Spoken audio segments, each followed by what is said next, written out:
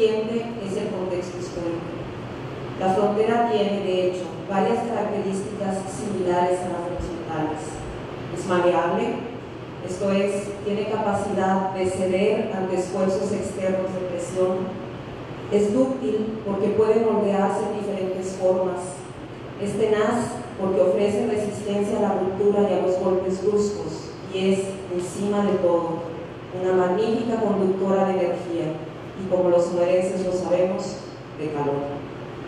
Esto se percibe como constante en la historia breve de Sonora del Dr. Ignacio Almada Bey, obra reeditada 11 años después de que viera la luz por primera vez, compuesta por 12 capítulos, una cronología, bibliografía comentada e imágenes y mapas diversos.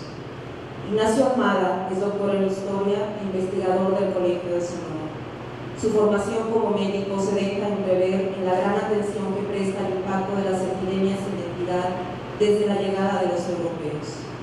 La relación de las etnias con los blancos es, de algún modo, el asunto central de este libro, pero no por eso se descuidan aspectos como la producción, el clima, la ecología o las catástrofes.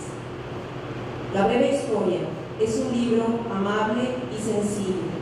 Desde su prefacio nos atrapa y convoca.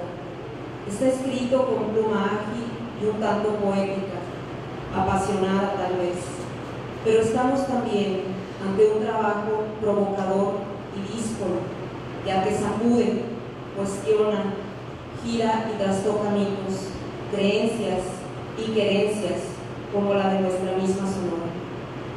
El autor parte del período prehispánico, no sin antes establecer las reglas del juego geográfico y fisiográfico, y alcanza el año 2009, donde se incluyen las confrontaciones por los torrentes hídricos del Estado, la violencia por el narcotráfico y, por supuesto, el fatídico incendio de la guardería Becerra.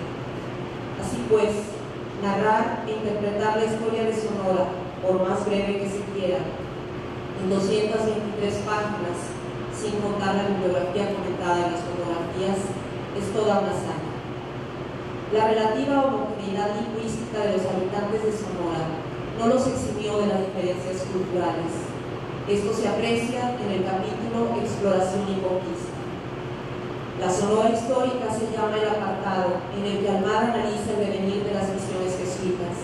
Se escudriña en él la fuerza laboral, las estrategias pastorales, la comunicación y ayuda entre misiones y misioneros, el temor permanente al alzamiento de los indios y la inclusión de colonos blancos interesados sobre todo en la mano de obra indígena.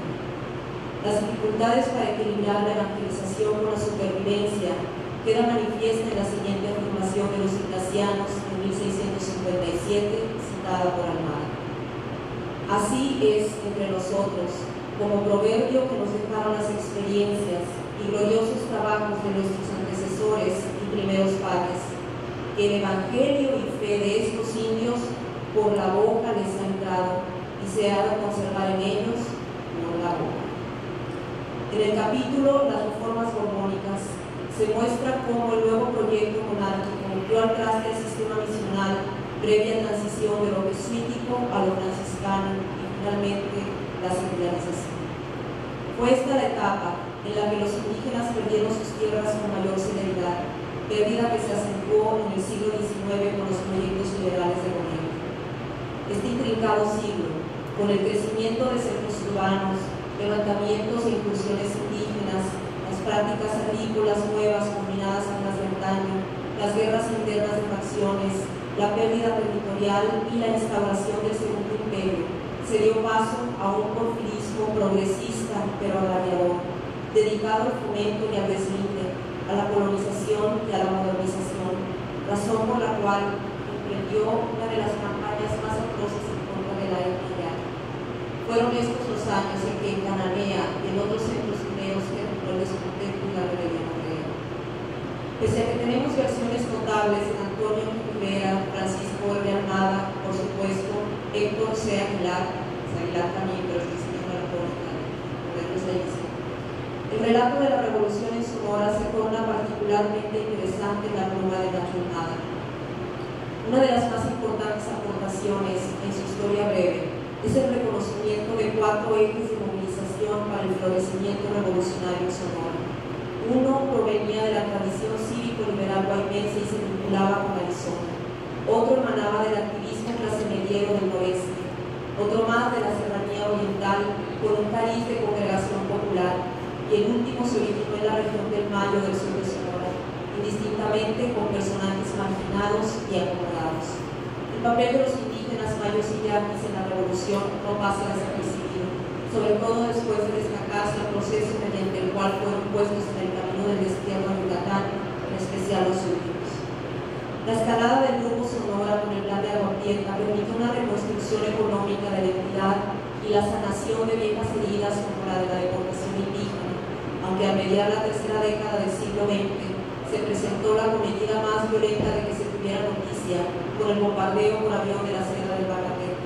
Y dice Almada: el gobierno emprendió el reemplazo de las lealtades de la gente común y corriente en la tradición de que el gobierno sabe mejor que el individuo o el ciudadano lo que es más adecuado para él.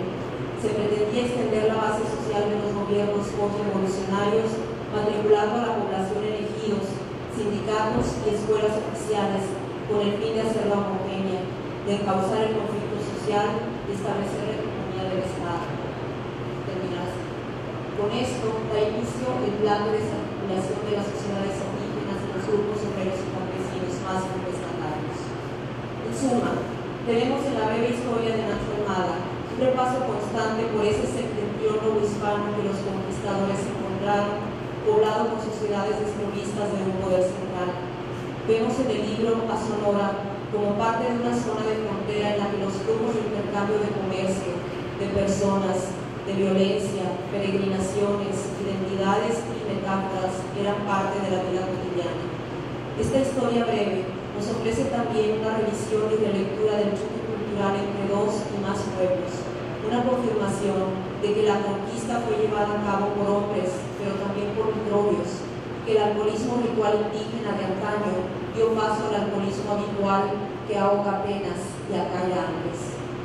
Un acierto más de este libro es el énfasis en la importancia de la preservación del patrimonio cultural y documental de Sonora, y como muestra acopia formidables mapas e imágenes del paisaje ambiental y sus habitantes ancestrales y actuales. Al final, el autor revisa y comenta de manera crítica la bibliografía empleada, tanto extranjera como nacional y local.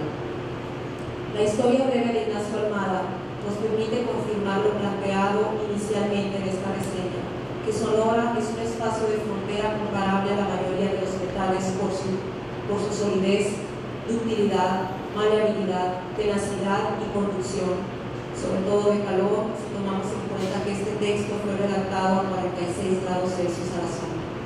Como los metales también, Sonora, con ese nombre tan femenino, refleja la luz de su historia en una brillantez que con su prosa poética el autor supo capturar y expresar.